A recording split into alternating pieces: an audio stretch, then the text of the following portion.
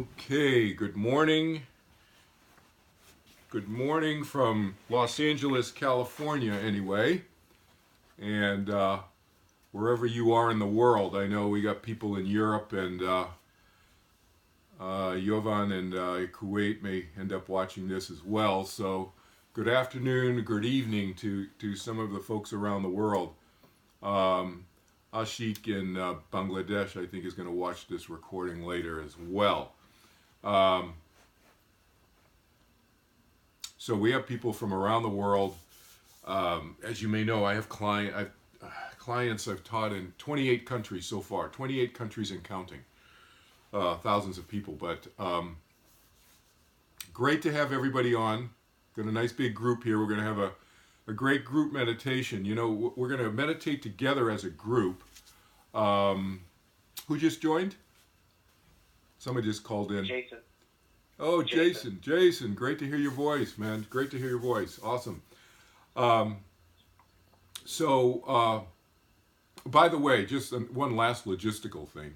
You'll hear me say, who just called in? Because for those people who use their laptop, I can see whatever name you type in, and you can just use your first name. You can use an anonymous name or whatever. But whatever name you type in, I can see it. The people who phone in using the conference call number and the conference code for this call, all I see is caller. I see caller 1 2 3 4 5 6 7 8. So that's what I see. Anyway, great to have everybody on. We got a really big group of people here today, and that'll make for a very powerful group meditation when we get to that point in the class today. So, what we're going to cover in today's class. So today, I call it day 2 on my website. You'll see that because it's a 4-day class. So today in day 2's class, we're going to cover really, really practical stuff. So, and we're going to answer any questions you have, of course. So feel free to ask them, and you don't need to ask them in any particular order, or you don't have to wait to the end of the class to ask your questions. Especially the new folks, I want to clear up any questions you have right away. That's the main function of today's class, but I have a whole list of material that I'm going to cover with you as well, in addition to that, which, as I said, is very practical material. So what do I mean by that? I mean by that, stuff like, well, can I meditate at this time? Or can I adjust my meditation this way in terms of time-wise? What happens if I get interrupted? Stuff like that. So very practical things. What can I meditate in this location? What about meditating in this location? Should I do it differently? That kind of stuff. We're going to cover very, very practical stuff, nitty-gritty stuff like that today. And I'm going to give you some additional tips in terms of the meditation, which are really, really crucial in terms of really understanding what I mean when I say no focus, no control, no concentration, all of that. So clearly, no focus means no holding on to something, no concentrating and holding on to something. But there are subtleties to what I mean when I say focus as well. All right, and you'll see as we go through the class today, tomorrow, and then the last class, you'll get additional instructions from me, little tips and so forth from me, and you'll see what I mean when I say focus, because I really mean no focusing and no controlling.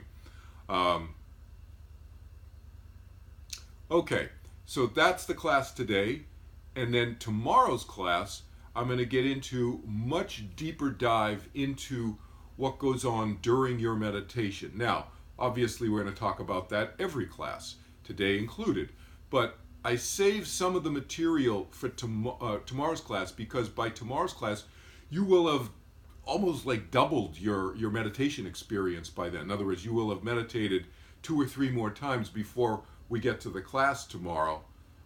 Tomorrow's class, by the way, is at the same time as today's class. So because you will have that greater level of experience, I save a little bit more of the material to get deeper into an analysis of what's going on during your meditation both in your mind and your body, for tomorrow. Okay? And then in a couple of weeks, we do the last class. The last class is a preview of coming attractions. I call it. It's like what happens long term. And I save it for then because by then, depending on exactly which day we schedule it, of course, you will have meditated on your own by 25, 30, 40 times by then on your own, and you'll have that much bigger, huge body of experience. And so you will have already gotten glimpses of what I'm going to talk about. So I try to marry up your level of experience with the understanding and the content, the material that I cover at that time. So that's how I lay the class out. Okay? So that's the general structure of how it's going to go. So what I'd like to do today to start things off is to go around the virtual room here and first hear from the new folks, in no particular order, the new folks, and hear how it's gone. So what I want you to tell me, just briefly, just tell me how has it gone, when did you meditate, about how many minutes each time, and how long did you rest afterwards, did you lie down and rest afterwards, that kind of thing. And then of course ask any questions that you may have as well at this point, and then you can ask questions throughout the class today, but take this opportunity to ask me anything that's like top of mind for you, to get that those issues right out there, and I'll just address them right away. Okay, so we'll just go around the virtual room for the new people folks, and then the people who have already taken the class before have questions. They should pipe in at that point. I'll cue you up and you can ask questions then as well. Great, so more people are joining. It's awesome. Great to see more people here. Okay, awesome.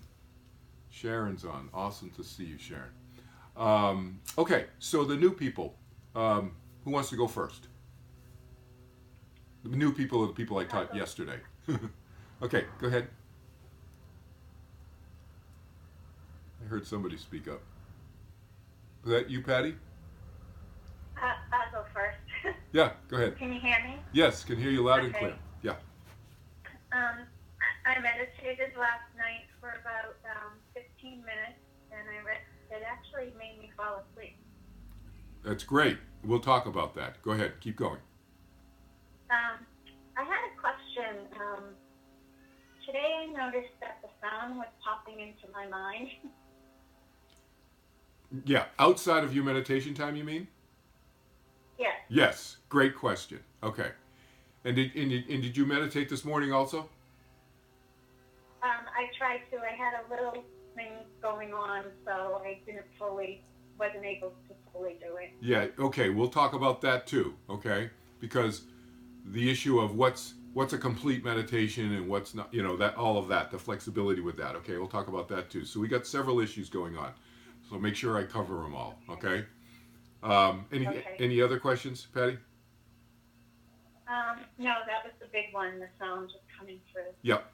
All right. I wasn't meditating. So I'm going to address these questions as they come up with each of you, because this is, like I said, this is fairly informal class. There's no particular order I have to cover stuff in, but everything you mentioned is on my list of stuff to cover. Okay?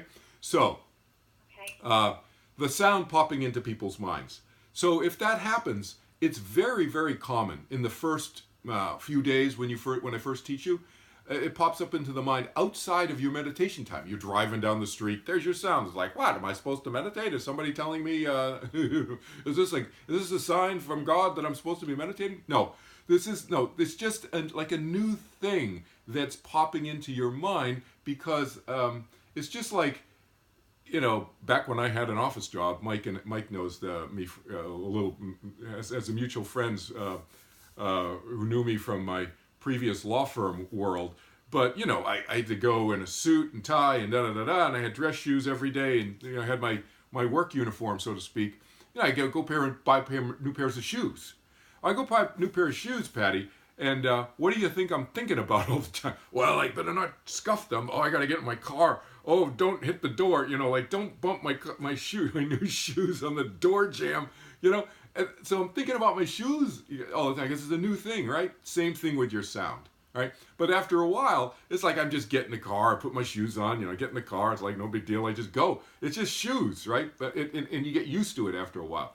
Same thing with your sound. It's a new thing, and your mind is going, wow, this is a new thing. It's like a new toy kind of thing. It's like, oh, wow, I gotta pop that into my mind. I can remember when I first learned, and trust me, this was a long time ago. I learned to meditate 49 years ago. 49 years ago, I learned to meditate. But I remember, just like you, Patty, it was just popping into my mind all the time. I was at college, and it was just like, boom, there it is again. I'm going to class. I'm walking across the campus. There it is again.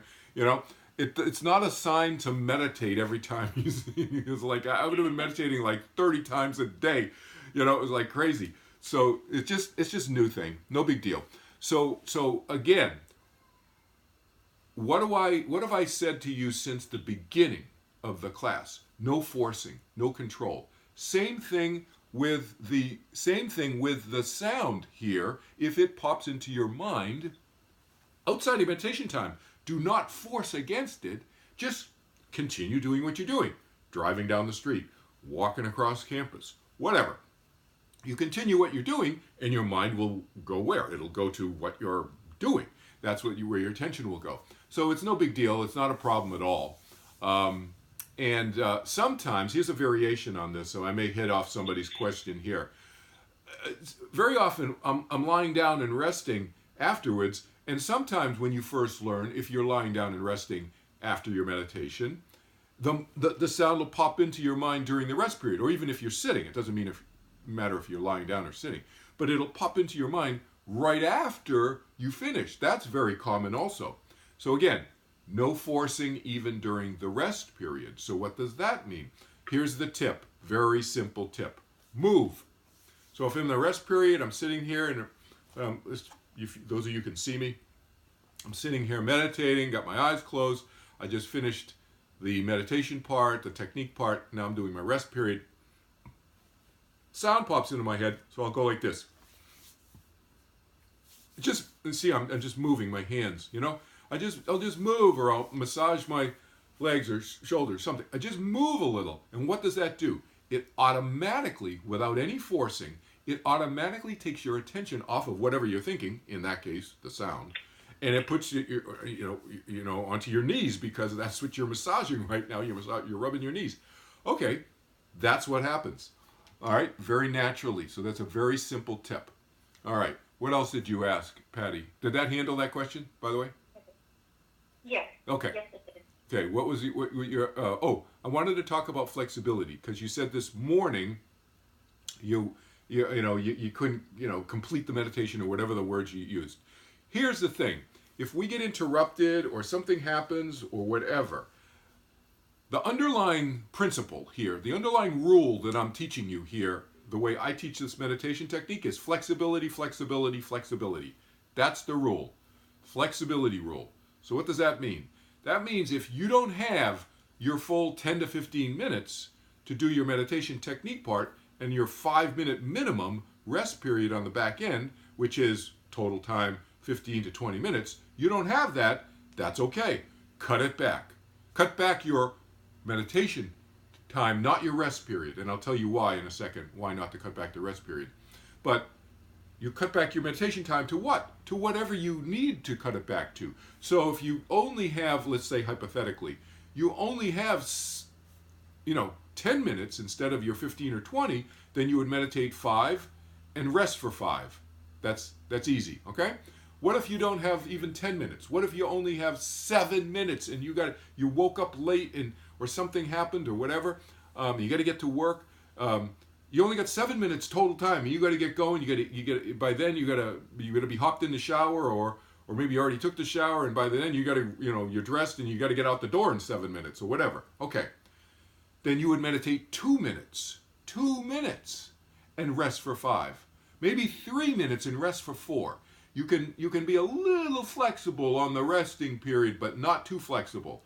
Usually, I'm telling all of you minimum 5 minutes, but you could do the rest period 3 to 5 minutes, and you'll see it on the sheet, the summary sheet that I'm going to send you all after the class today. You'll see it says 3 to 5 minutes, but I prefer you think of it as a 5-minute minimum rest period. And again, I'll explain to you about the rest period in greater detail in a minute. But cut back your meditation time. Be flexible. Be flexible. So you'll see on the sheet that I'm going to send you, there's a phrase. It says 60 seconds is good enough. I came up with the phrase 60 seconds is good enough. That phrase, I came up with that phrase because there were times when I only had a minute to meditate when my kids were younger. And some of you I know have children, and some of you have older children, some of you have younger children. But those of you who have older or younger children, the one who are younger children, you're in it now. The older ones remember it. When the kids were in diapers and they're little and you're running out the door and you're trying to get them to daycare, or you're trying to get the other one and my son to school and my daughter to daycare, and Sammy, my daughter, sorry Sam if you're watching this recording, don't mean to embarrass you, but she poops in her pants when we're walking out the door, and then boom, I'm late because I got to go back into the house and I got to deal with that, right? And then there were so many times when I had to get to my office and there would be no time for me to meditate when I got to my office because I would be running meetings all day because I was head of the office. I would have to sit at my son's schoolyard in my car and meditate for 60 seconds, literally a minute I had. And then I had to rest for 4 or 5 minutes. The whole thing took me 5 minutes. Eyes closed to eyes open, 5 minutes. So, and then I would turn the car on and get on the freeway and boom, my day is just like, wall to wall until I got home to meditate again. So having no time to meditate is never an excuse for my students. I take that off the table. You don't have 5 minutes? Yes, you do. So you can meditate, you can do the 30 seconds at the beginning. Remember to take the half a minute at the beginning, just to review. So you're not rushing into the meditation, right? That's the only reason to take that half a minute. You do not have to time the half a minute, but it's 20, 30 seconds. The exact time doesn't matter. Just don't rush in. And then you start thinking the sound silently inside. You don't speak the sound out loud anymore. That for the new people, that was just when I taught you, because this is not a mental telepathy class. It's not like, can you read your mind? Do you have my sound? No, that's not how I teach the class. So I spoke it to you. But you don't speak it out loud now. It's just mentally inside, thinking it inside in your mind. Okay. Half a minute, start thinking the sound inside. However long your meditation technique part is, rest period. The whole thing, eyes closed to eyes open again in the back end, 5 minutes. 1 minute meditation, 4 minute rest period. You can do it. And everybody has 5 minutes here and there. So you're sitting in the doctor's office. You had to get to the doctor's office on time. You got there on time. Now you're sitting there. Instead of reading People magazine, close your eyes and meditate, because I have never ever been to a dentist or a doctor's office and had them take me immediately right away. Even when I was late, they always have me wait at least 5 minutes. That's in a doctor's office, waiting 5 minutes is the equivalent of not waiting, because usually you're waiting a lot longer than 5 minutes, right? So take that opportunity. Be flexible with that. Great. Okay. What was the other question, Patty? Was there a third issue? I don't think so. Yeah. How do you meditate with others around? Yes, good question. With others around, well, first of all, you try to be proactive, preventive. You tell them, hey, I'm going to meditate, And if people are around in a public space with you, assuming you know them, I'm going to get into details what I mean by that. Because you can meditate in restaurants. You don't want to go around the whole restaurant and tell people, hey, by the time I've got to meditate over there in that booth over there, you see me? No, that's not what I mean. But if you assuming, it's Paul and other, Kenyon is there, and, whatever, Vera is over, the house is over. I mean, all of those guys meditate, but they'll know. But if it's people who don't know what you're doing, you say, well, I'm just going to close my eyes and rest for a few minutes. That's what I tell people who I don't want to get into a whole lecture about what meditation is. Oh, tell me about, the whole thing. I'm just going to close my eyes and rest for a few minutes. Sometimes I'll do that, say that to folks. I don't want to get into a whole long discussion with. And then you close your eyes and you're. Do you have to say that? No, you don't have to say anything. No. But I'm just saying, if you want to, so the first step is if you want to, if you feel the need to, be proactively preventive, so that they don't interrupt you. Otherwise, you just close your eyes and you hear people in this noise going around. You treat the outer noises the same way you would treat the thoughts we talked about yesterday in the class, in the instruction, right? You have thoughts. They're there. They're awareness. By the way, when I say thoughts, let me define terms. I mean any mental activity. That means hearing the kids. At some point, you will hear kids in my apartment complex, because there's a ton of little kids. I love my little kids here, my little friends out here. They all know me, and they'll be walking by my window sometimes. You'll hear them when we're meditating. It's just another mental activity. Yes, they are the outer noise, but my mental activity is a thought hearing about that noise, in other words. So you treat them the same way. You have them, you let it go, you don't focus on it. It's there, it comes, it goes, it's no big deal, okay? I taught, some of you don't know, I taught meditation in the Army, in Korea, on all the Army bases, and then later on all the Air Force bases. I was up in the DMZ, the demilitarized zone, between North and South Korea, teaching meditation. And they were blasting loudspeakers, Christmas carols, right outside, right outside, like 4 feet away, outside my window. It was hanging from the eave of the building I was on, the loudspeaker, blasting it so people could hear it 100 yards away. Christmas carols, while I was teaching. Imagine you yesterday, I'm teaching you, the new people, yesterday, with Christmas carols blasting 4 feet away from a loudspeaker. And I'm teaching you meditation right inside that window.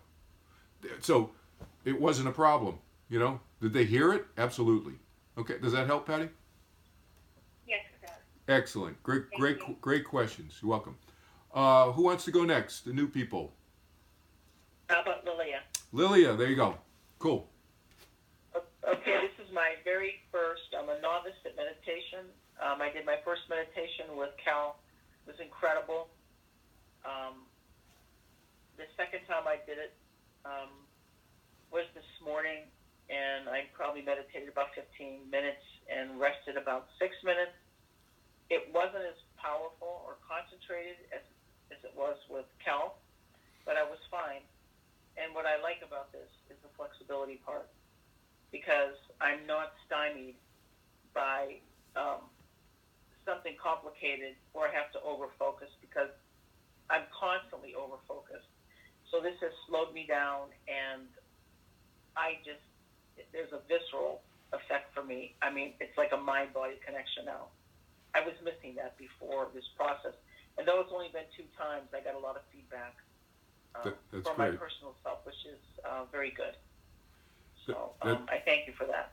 You're welcome. So my question is, yes. Why is it so different? Why is it so different? I wasn't practicing the technique perfectly, like when you were walking me through it, or why was there so much difference? Yes.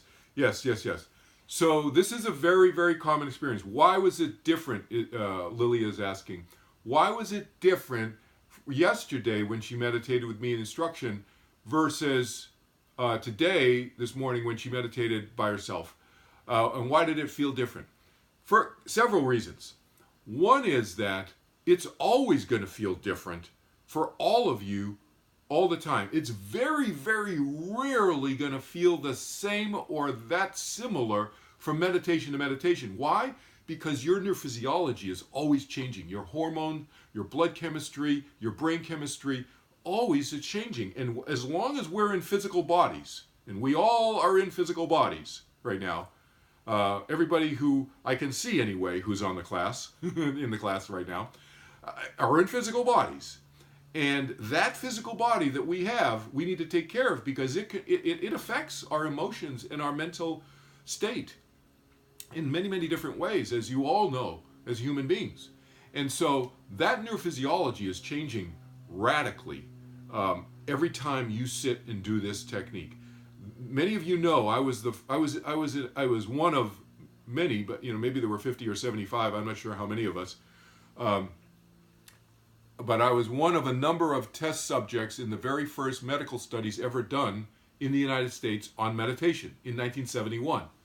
And they took all kinds of readings from us.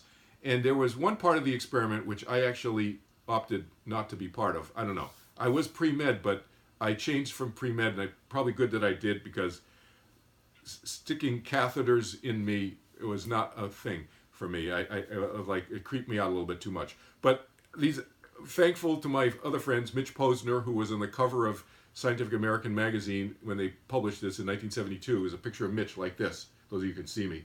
He's sitting there like this with his eyes closed. Just a big picture of Mitch Posner on the cover of Scientific magazine with a catheter. You see this? It's like this long. I mean, I'm not joking. I don't know if they put an extra long one in for the picture of Scientific American, the cover, or what, but it was this long. I don't know if they normally this long, but it was like about 6 inches long, sticking out of his arm, this glass catheter, and they had him on the other side of a curtain. They had this little curtain here, and then, like when you go get your blood taken, and they have an armrest for you, and they had a curtain here, so he was, he's meditating. He's supposed to have his eyes closed, but I suppose before and after the meditation, they didn't want him to freak out and see this 6-inch piece of glass coming out of his arm. But they were taking blood samples before, during, and after. My point is that the neurophysiology changes radically, significantly, in a matter of seconds as soon as you start the technique that I'm teaching you. And you don't notice it. I don't notice my blood chemistry changing. I'm sitting there meditating. I'm having thoughts. I'm hearing the kids run by and squealing and giggling and sometimes crying. My little 5-year-old friends who live in the apartment complex here with me. So, that's what's going through my mind. I don't know what's going on in my blood chemistry. I only know because of these experiments that we were in. That's one reason, Lilia. Another reason is that it's new experience. And so the analogy the image that I give you from an analogy standpoint, it's like you're in a 50-story building, 50, big, really, really tall building, and you've never been down to the basement of the building, and you've always been up on the 50th floor. You've never been down in this hypothetical, and all of a sudden you get in the elevator and you just go boom down the basement. And you're like, what the? You didn't even know it was a 50-story building because you've only been up on the top floor of the building. So yeah, that's like yesterday.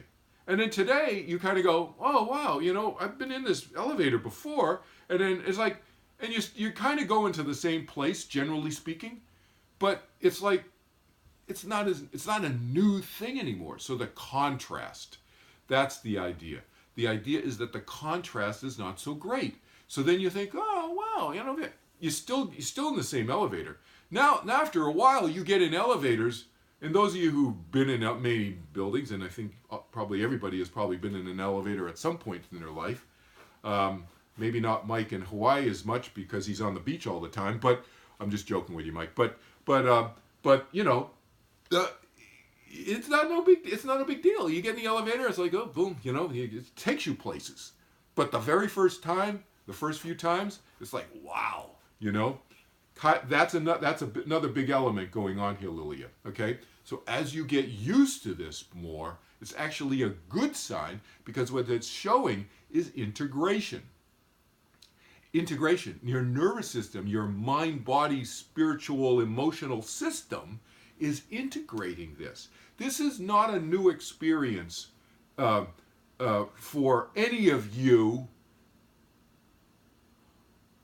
on a subconscious level. On a conscious level, it is. What do I mean by that? Everybody has the ability to have this experience that we are calling meditation in their lives naturally, spontaneously. That's not the kind of the earmark. That's not the big deal about what I'm teaching you. The big deal about what I'm teaching you is I'm teaching you a technique where you can, at will, anytime you want to, you can recreate this. So, because some of you may have had a similar experience, just jogging. You go a long distance. I used to long distance run. I used to run 6-8 miles a day, back in my 20s and in my teens. And it was just like, I could run for 20 miles, it felt like, but I would just stop after 8 miles because 48 minutes, 50 minutes was long enough, and I'd have to get on and do stuff. But in that jogging, I would get into a place, this was long before I learned to meditate, okay, when I was a teenager. I would get into a headspace almost where it felt very meditative, you know? I was just in the zone. I wasn't thinking about running. I wasn't thinking about anything, right? You could be lying on a hilltop, staring off at the clouds. You don't have to be running to do that. I'm just giving you an example, but because those of you who may be runners know what I'm talking about, or athletes. But you could be just lying on like I'm looking at the blue sky here in Southern California. You know, it's 65 degrees out. I'm looking at the blue sky, and you see the puffy clouds. I'm lying on a hillside. I'm spacing out looking at it. You could go into this meditative-ish kind of state then, too, right? Very naturally. That's not the issue. The issue isn't whether you can have it sporadically. The issue is, can you have it regularly? That's the power of what I'm teaching you, is this technique where you can consistently, regularly, at will, whenever you want to, you close your eyes and you can allow your mind to experience itself in this different way that we happen to be labeling meditation. That's the thing. It's about knowing ourselves, experiencing ourselves. That's what any meditation technique is really about. How they get there is very different. Okay, there's all different kinds of techniques, in other words. This is the very, very easy technique. I would argue the easiest out there. And so I'm into easy because why? You're going to do it if it's easy. If it's difficult, people tend to stop doing it after a while. And then I think it's more effective. Now, that may be a subjective assessment on my part. You could say the lawyers in the group here, there are some lawyers in the group, they may think that, okay, he's biased because he's teaching us. I get that. That's okay. That's fine. But if you think about turning on the opposite of the fight or flight switch, which is an automatic switch in our system, is equally as automatic as the fight or flight, to turn on an automatic switch, I would argue that it's more effective to turn on an automatic switch with an easier technique than a control technique, because controlling to turn on an automatic switch is harder to do. That's my logic behind it. But whatever, my technique is very, very easy. And as a result, Lilia, your system is starting to integrate it very fast. That's a good sign. Okay? Does that help? Well, I'll just make another comment. Yeah. So that's interesting you said that, because that's what it felt like. I have a couple of brain injuries from auto accidents. Oh, wow. So my parasympathetic and sympathetic nervous system, that autonomic thing, Yep. screwed up. But I definitely felt, and it felt like actually a switch that, you know, in the old days they'd take a handle and they switch the train tracks. Right. That's what it felt like. It felt like a lever or a switch got either turned off or turned on, and I had a relaxation I have not had. And I realized how hyper vigilant I am, because that switch is constantly on. And it got switched off.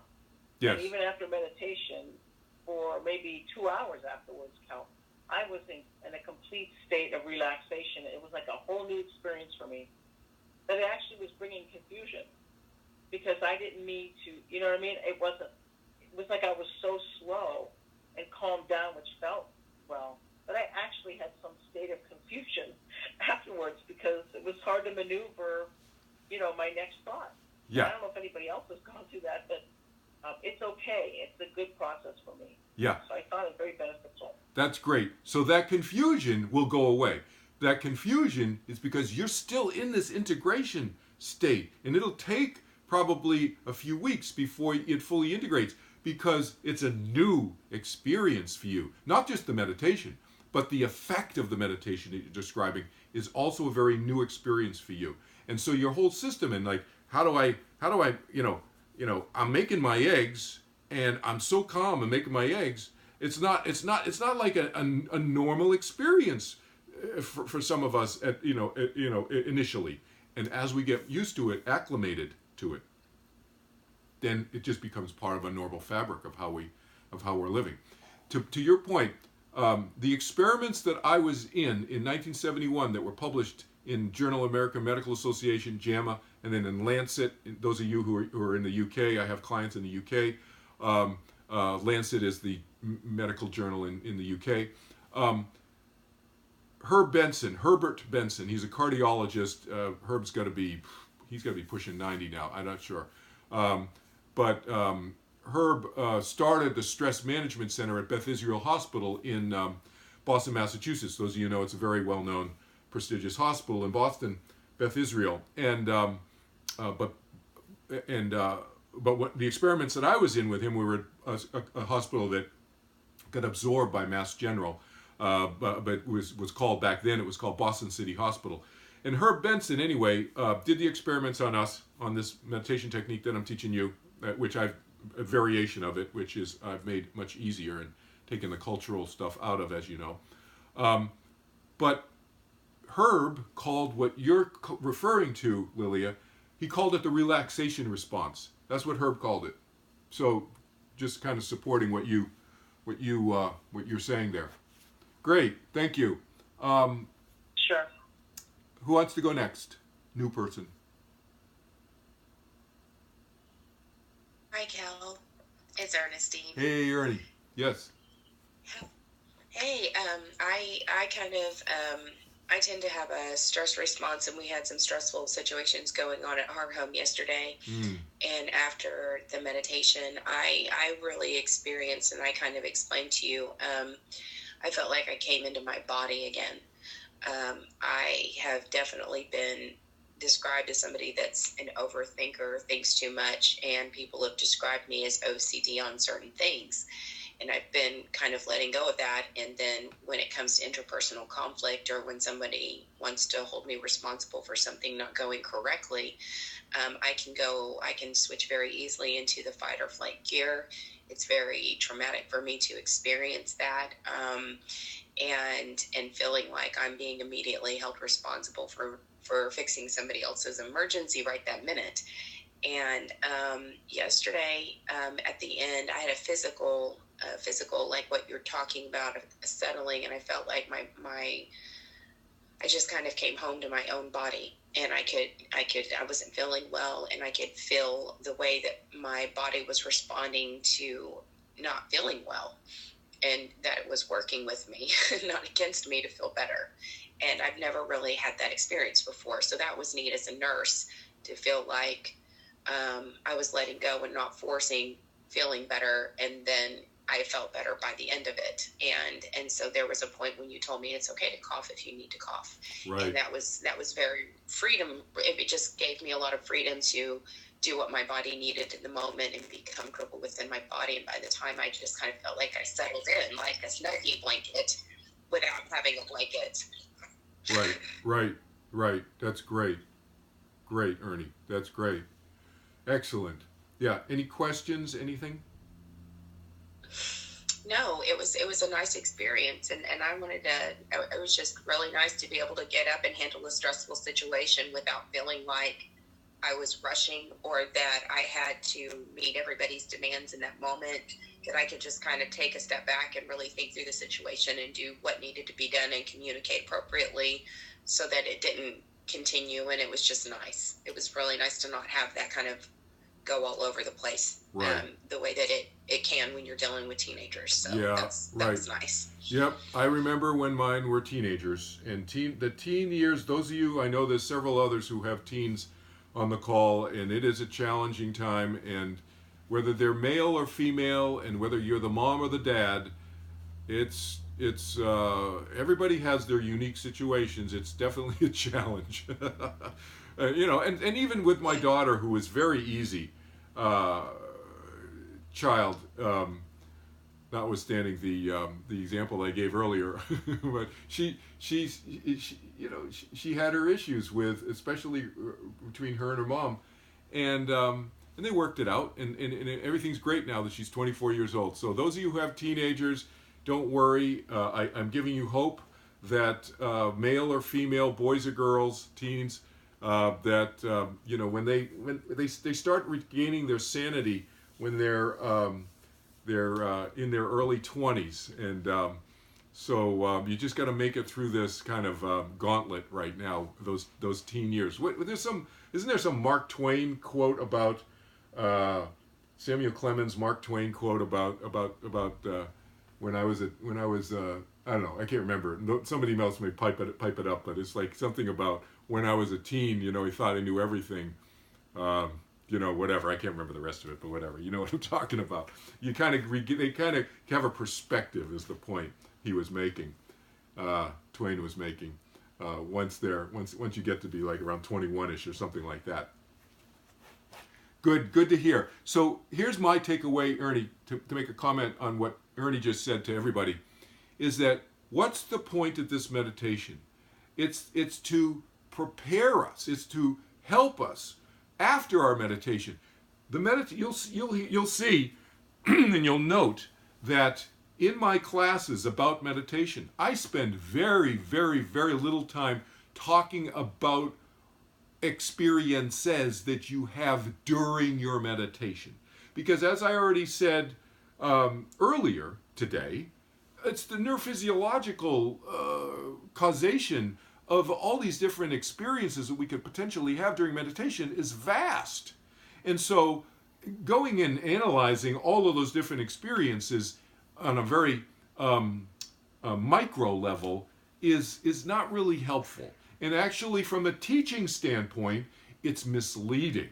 That's my concern, more from a teaching standpoint. So if you see, and if you ever sit in on meditation classes where they really get into and they start praising this experience and praising that experience that somebody had in meditation, that's a big red flag.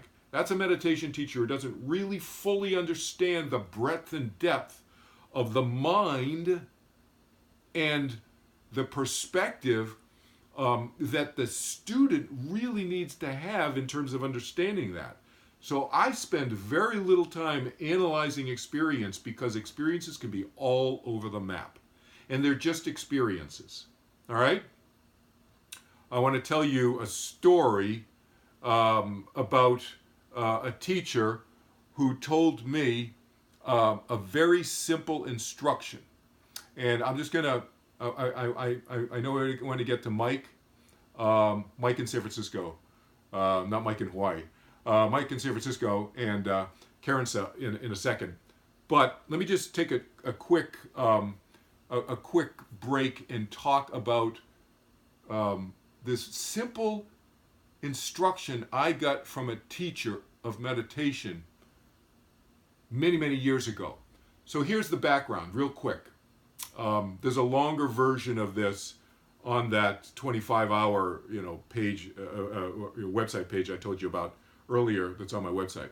But here's the quick version. The quick version is I was a new meditation teacher. As many of you know, I studied with Maharishi Mahesh Yogi. I studied with him personally. I talked with him literally privately in his room, which was rare because I was one of the international leaders in his organization at the time. He had just made me a teacher of meditation, and this was in 1973. And that was May 1973. It was May 13th, 1973. 2 weeks later, June 2nd, June 3rd, something like that. It was a couple weeks later. I was with this other meditation teacher, Lillian Rosen was her name. She was a tough Brooklyn Jew who I think then was living in Chicago. And at that time, I was, in my early 20s. Lillian was probably in her 70s at that time, okay? So Lillian, who may be listening on the other side, laughing about this story, she's no longer with us on this side for sure. Lillian was a really long-term meditator at the time and been teaching meditation. She was the second or third person Maharishi made a teacher of meditation to in the world. Okay? And so everybody revered Lillian. And so she'd been meditating for a long time. Lillian had been meditating for like 12 years. 12 years was like it felt like millennia to us who were newer meditators. I'd been meditating 3 years. Lillian had been meditating 9 years longer than I have. 12 years she'd been meditating. I've been meditating 49 years now. Okay, but back then, I'm in my early 20s, right? Anyway, I was assisting Lillian when she was doing some advanced lectures and individual instructions and so forth, meeting with people individually, privately, answering their questions. And she would travel around the world. And because she was revered so highly, thousands of people would line up during a week, you know, and it was just back to back to back to back to back to back. And she would have 20-minute meetings, 20-minute meetings, 20-minute meetings. People would come in, ask her a question, she'd answer. I'm going to ask her a question about their meditation, she'd answer. That kind of thing. I was helping her. I was a new meditation teacher, but I was assisting her in the story. And she liked me because I could get people in and out really fast because, you know, 20 minutes, 20 minutes, 20 minutes. And then she would have half an hour off for lunch. And then 20 minutes, 20 minutes, she'd work till 9, 10 o'clock at night. And then she'd go to sleep and she'd get up in the morning. We'd have boom, boom, boom. It was like back to back, day to day like that. Lillian, as I said, was a tough Brooklyn Jew when she grew up. She could rip people. I mean, I saw her make grown men cry, and you may laugh, but it is like absolutely 40-year-old men, 30-year-old men, 25-year-old men cry. Never mind women cry absolutely as well.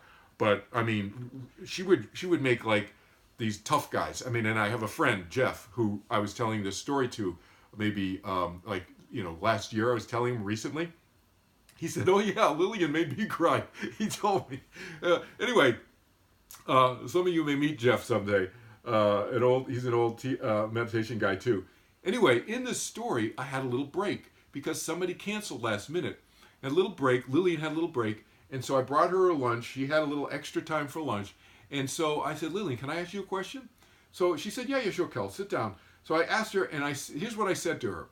And somebody yesterday in my class had a similar experience to what I'm describing. Actually, a couple of you had a similar experience to what I'm describing.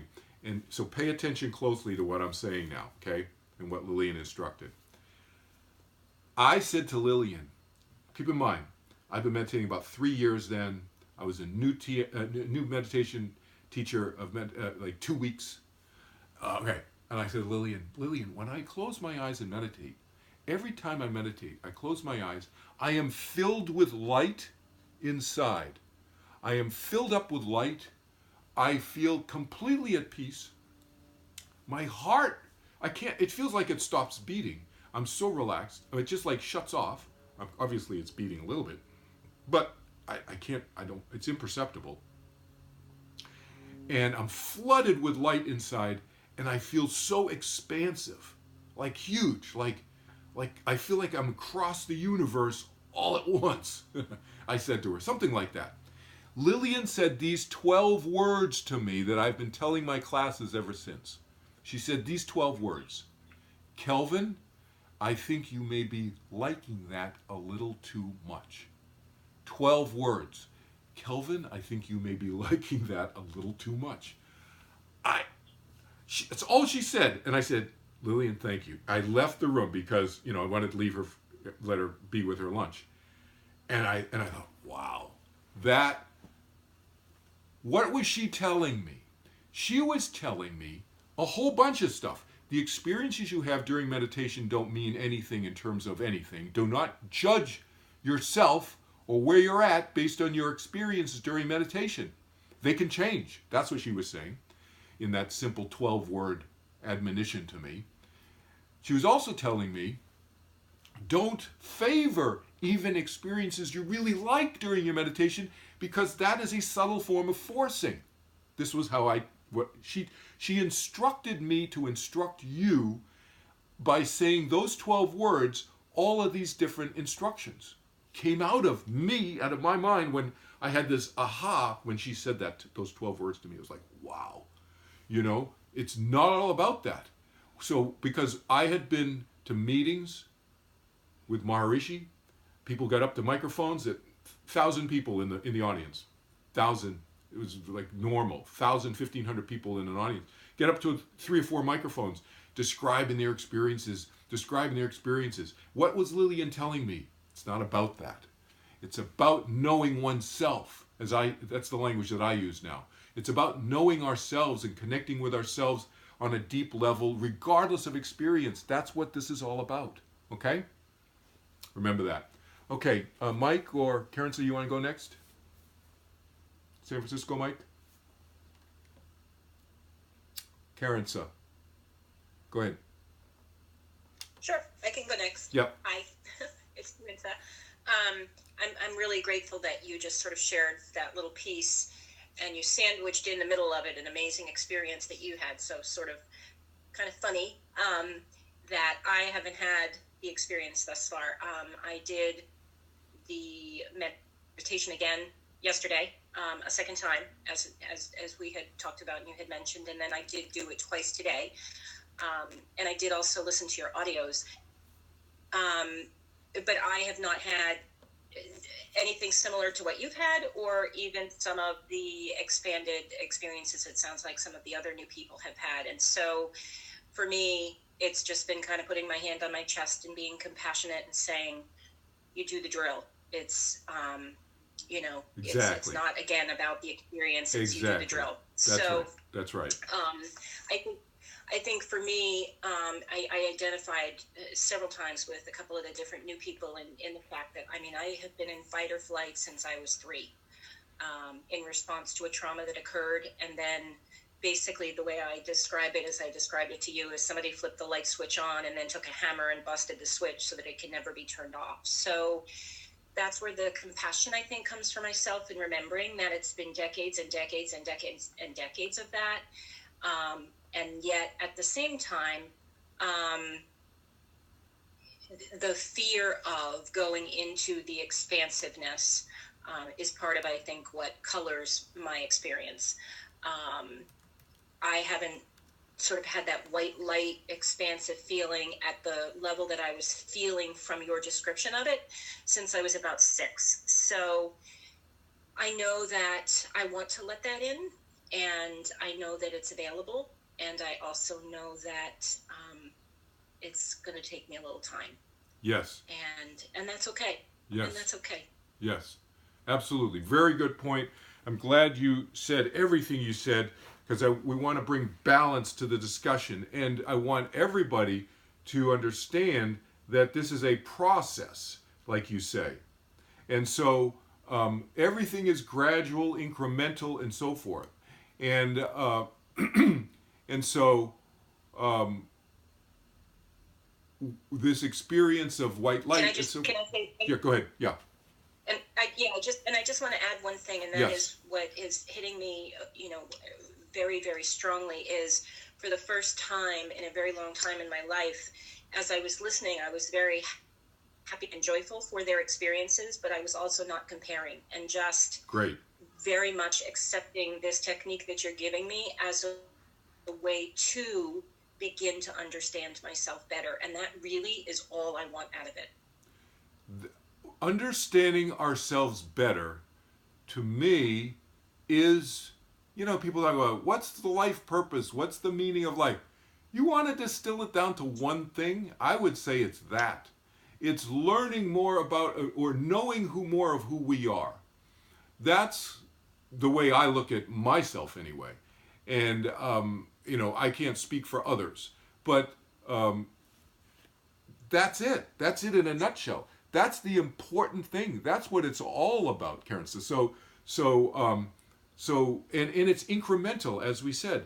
And the fight or flight, turning on the fight or flight, many of us, most of my clients come to me because they've tried every other method of turning off the fight or flight and balancing it in the book. And some of them are traditional, modern medicine, psychiatry, pharmaceuticals, psychotherapy, and so forth. I get a lot of referrals from psychiatrists and psychotherapists, or alternatively, through alternative modalities, trying to turn off the fight or flight.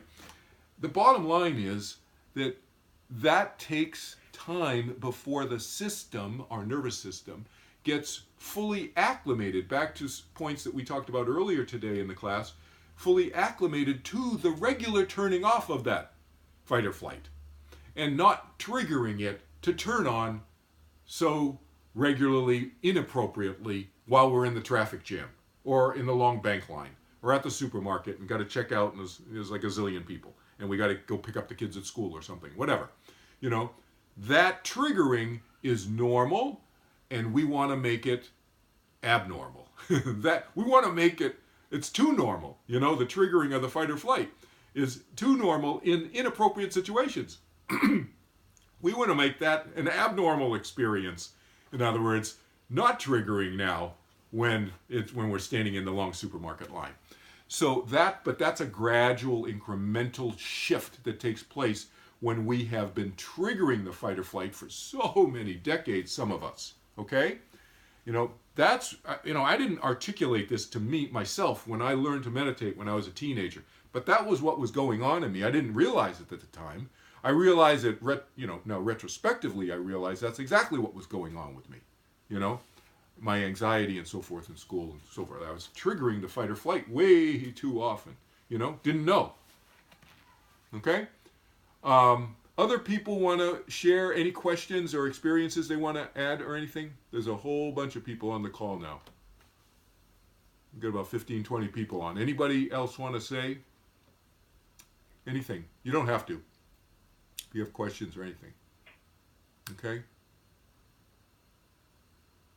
Okay. I think Mike in San Francisco had to drop off for a little while, so he's gonna catch up with us later. Okay. So, other points before we meditate. So, again, remember, these classes go an hour and a half, right? Yesterday was an hour. All these classes go an hour and a half. So, other points we want to cover today. When to meditate. So, be flexible about that. That means that not only flexible with the time, the length of meditation, which we already talked about, but when you meditate. So in the morning, soon after you get up, that's the ideal. So let's talk about the ideal first, and then we'll talk about exceptions to this. So ideal is when you first get up in the morning, do it soon after you get up. Why? So you get the benefits right away. And also so you don't forget to do it, because you get caught up in especially if you have little kids. Some of you have little kids, the next thing you know, it's like, it's noon. I got to change another diaper. It's like, what? You forgot to meditate. So you want to get it in soon, if you can. And then afternoon, early evening, depending on what your schedule is. I know many of you have office jobs, so then it's, after work, usually. Although sometimes I would meditate at work. It depends on what kind of job you got, so forth, how much privacy you got, all that stuff, right? But anytime, 3, 4, 5, 6, 7 o'clock, anytime in that range, that's like an ideal time. Why ideal? Because you're balancing the day out. That's the idea. What's life about?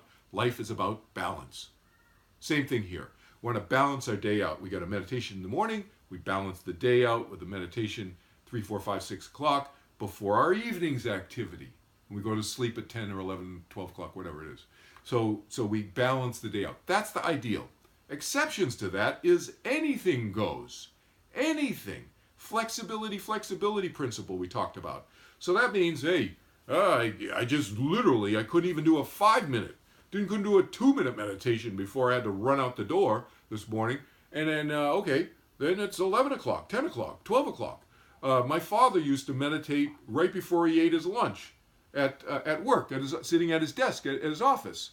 Okay, fine. Whatever works. That's the point. Okay? Whatever works. Do your feet have to be on the ground? No. If you're seated? No. Good. No. Thank you. Position, flexibility. Whatever that means to you. Comfort. Position, comfort. Okay? So, feet do not have to be on the ground. Feet can be up in the air. Feet can be anywhere. You want to be sitting comfortably. Now, so many people have asked me, what about lying down and meditating? Can you lie down and meditate? Absolutely, you can lie down and meditate, yes. Most people I prefer to sit and meditate. I like to sit and meditate as opposed to lying down. But that's a subjective thing. You decide. If you have a back injury or you're really exhausted, then you may want to lie down and meditate for that reason, for comfort reasons, okay? There's flexibility there for you, okay? Especially if you hurt your back or your neck or something. You're going to lie down, or you're sick. You got the flu. Let's talk about sickness. If you're ill in bed or in the hospital, you meditate as much as is comfortable. Why? Because basically you're putting yourself into a natural medical coma. Essentially, you're not really in a coma. Not in a coma. But you're in a state that's as close as possible. You're in this limbo state, in other words, when you're meditating a lot, okay, and you're healing fast. You accelerate the healing. That's why the doctors do it, they induce it pharmaceutically in certain cases. In hospitals, you may know about that terminology, okay? All right, questions, anything else? All right, so let's talk about interruptions. If maybe you've been interrupted already, and by the interruptions, I don't mean having thoughts. Those are not interruptions. That's just stuff going on, because we know this is not about thinking the sound all the time. That's just a tool. The sound is a tool. We're weaving in and out of the thought process. We're remembering, and oh yeah, that's right, we're off the sound, we come back to the sound. That's just a tool that's part of the process. All right? But I mean interruptions like somebody knocks on your door, and then you have to deal with it. Or somebody asks you, your husband or your wife, or one of your kids says, hey mom, where are the car keys? Then you got to answer. So first rule of thumb on the interruption thing is the common sense rule. You deal with it as quickly as you can, and then you go back to your meditation, you move on. Okay? All right. But here's some subtleties to that. And what I'm going to explain to you right now will cover every possible interruption you could ever have in any meditation, how you handle it. If it's an interruption where you actually have to get up and do something and move, like move your car or do something, get up out of your meditation, it's not just the car keys are over there in the jar. Oh, okay, fine. Close your eyes, continue. That's no big deal. Say you have to get up. You got to get up, then what you do is you take as long as you can before jumping up out of the middle of your meditation. And you rest for a minute or 2 or 3 or 30 seconds. You rest as long as you can depending on the circumstance. That's the point. Okay? So if you can take a couple minutes, great. Or if you can only take 30 seconds, that's better than jumping up. If you just jump up out of your meditation, what are you doing? You're jarring your nervous system a little bit. Right? You might get a headache. You might feel irritable, cranky, a little spaced out, because you're jumping up out of your meditation right into the waking state and dealing with something and focusing all of a sudden. And that's a jarring sensation. We don't want to do that. We don't want to stress the nervous system out more, obviously. Somebody needs to mute their phone. I'm not sure who's rattling around a little bit there. Or the laptop. Thank you.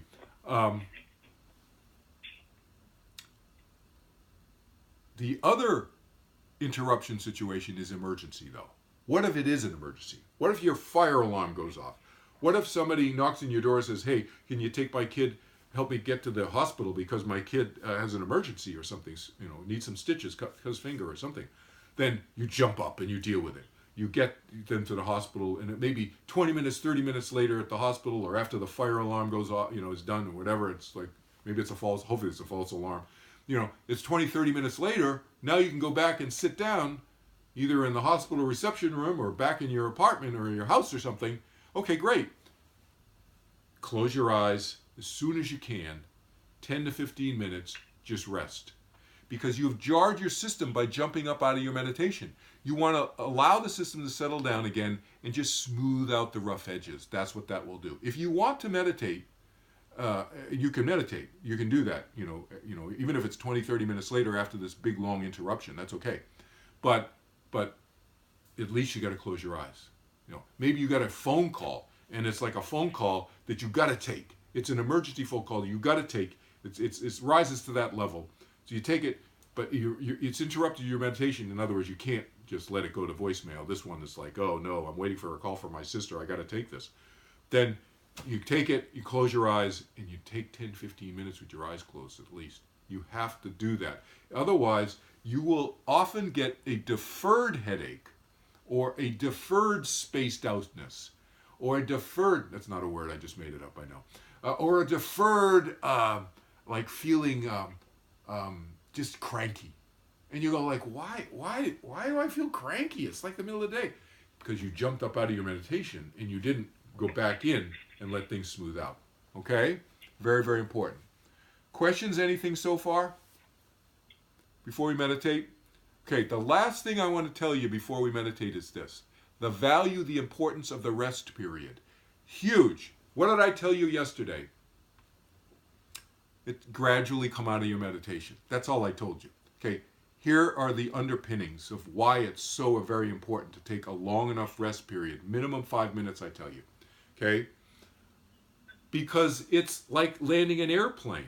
You land an airplane on a runway, you want a runway, because when the wheels touch down of the airplane, they don't just immediately stop.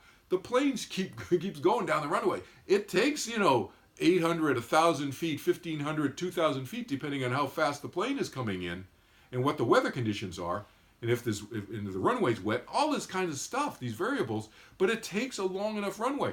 Same thing with your meditation. You need a long enough runway in the back end so that the meditation can just gradually, we can complete whatever we're in the middle of releasing and balancing in the meditation, or expanding in terms of waking up more of our mind during our meditation. That can complete during the rest period. So that's the runway, okay? And also the other big reason for the rest period is integration. What do I mean by that? You've heard me use the word already in the class today. So integration of the benefits into our nervous system. We want those benefits to become permanent in our nervous system.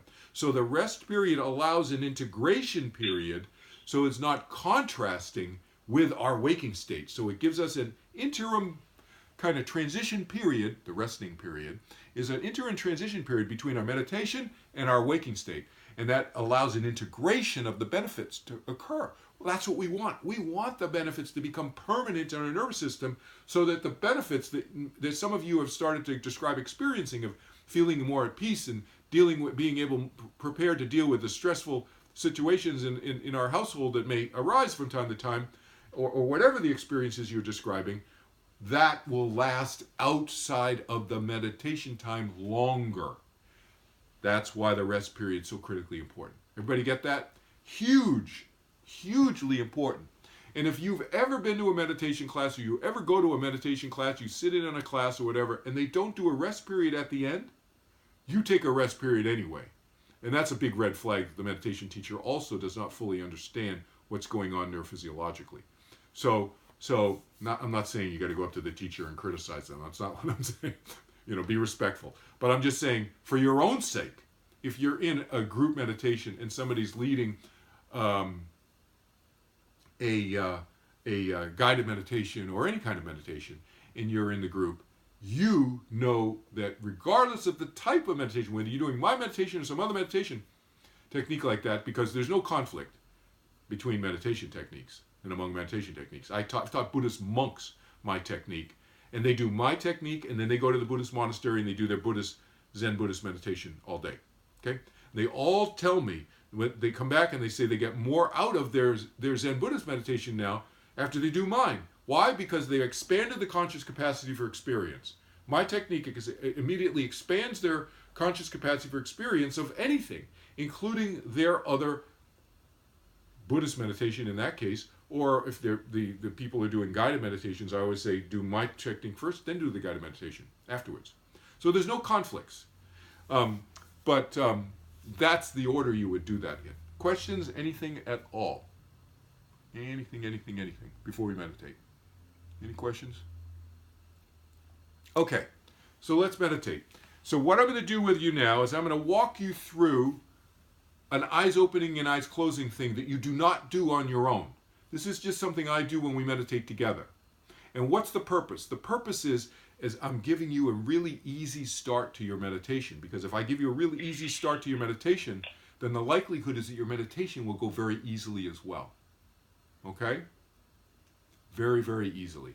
And that's the idea. The easier, the better. Okay? But you don't do this opening and closing the eyes on your own. You just do it with me. Either virtually on that website page I told you about, or with me in these classes, or if you meditate with me privately, individually. Okay? On your own, you just close your eyes. Okay? All right. Let's just sit easily first. Start easily. Sit easily, comfortably. And let's close our eyes first. Don't worry about the sound, just close your eyes.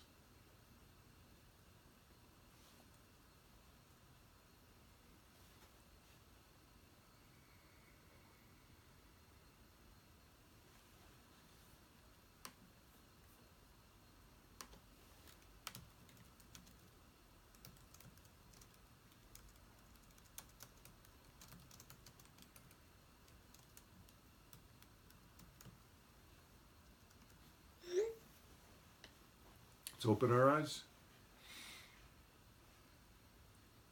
Now again, let's close our eyes.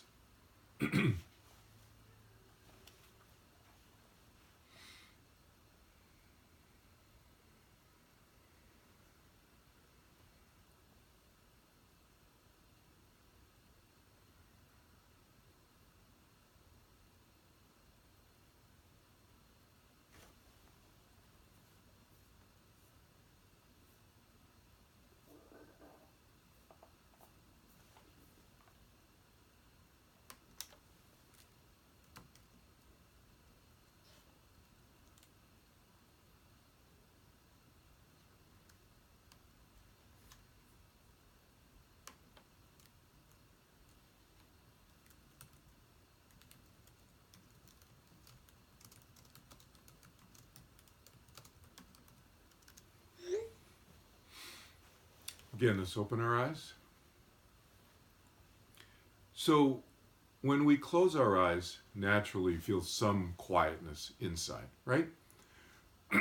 Everyone feels some quietness when we close the eyes. You may have had some thoughts, but some quietness there along with it, right? So good. Let's close our eyes again. Let's close our eyes again.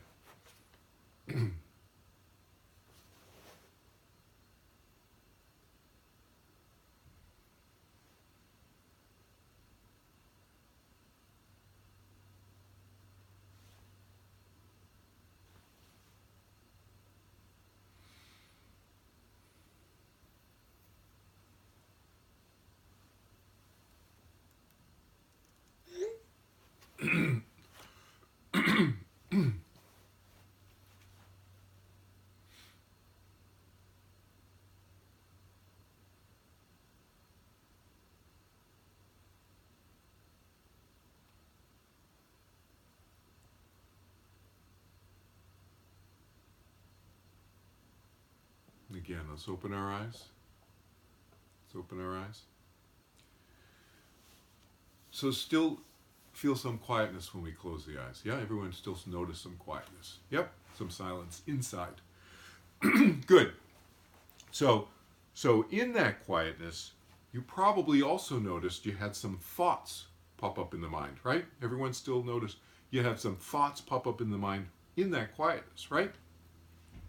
And you probably also noticed how easily, how effortlessly, automatically the thoughts are just there, right? So that's just how easily, just how effortlessly we should think the sound. Okay, so this time when we close the eyes, just sit easily. After about half a minute or so, start to think the sound in that same easy, effortless way we think any other thought, and we'll meditate together. I'll keep track of the time. Okay, let's close our eyes.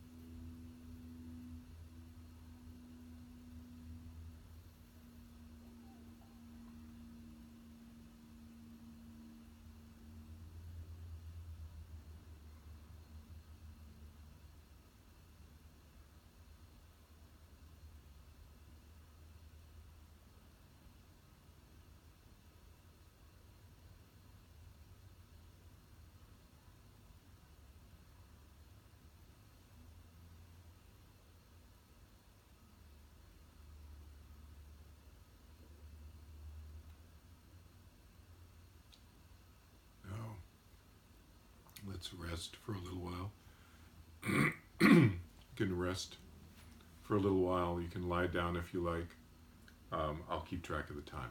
I'll let you know when the time's up.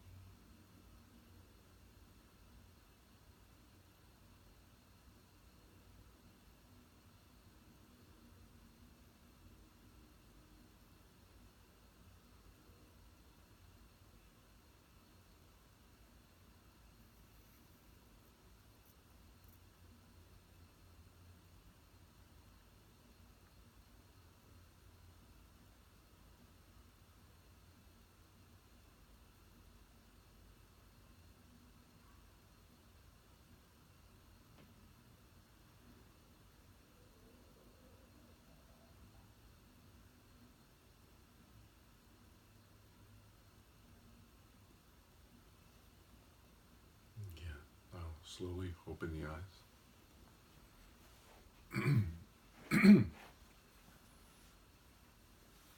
So was it easy, comfortable for everybody? Yeah? So keep it simple. It should be, it's just the normal natural process of thinking the sound and then basically taking it as it comes, right? Whatever happens, happens. So we don't focus on the sound, we think it comfortably inside, and then we just let the mind drift off of it. We come back to the sound, we realize we're off of it, right? Keep it simple, keep it simple. In its simplicity is where the power is, okay? Keep it simple. Great, Steve. Easy, easy, easy. Keep it easy. All right? Power and simplicity. You're welcome, Currents. So, any questions at all before we leave class today? Now, tomorrow, same time, and for the new folks especially, make sure you get both of your meditations in. The one later today. If you haven't done your meditation this morning yet, then feel free to do it now. Like I said, flexibility, flexibility. You want to get both meditations in. So, and again, tomorrow morning, get your meditation in before the class, ideally, because everything that I'm saying here is going to make more sense to you the more experience you have with the technique, each of the classes. Okay? So we'll see you tomorrow, same time. Anybody have any questions you want to ask me offline? You know how to reach me, text me, call me, email me, whatever. Privately, that's fine. Josh, Marianne, great to see you on the call today too. And Mike in Hawaii. So great to see you guys. Always great to see you. And Jason, awesome to hear your voice as well. Okay, great. Talk to you guys soon. See you tomorrow. Hopefully. Okay? Thank you. All right.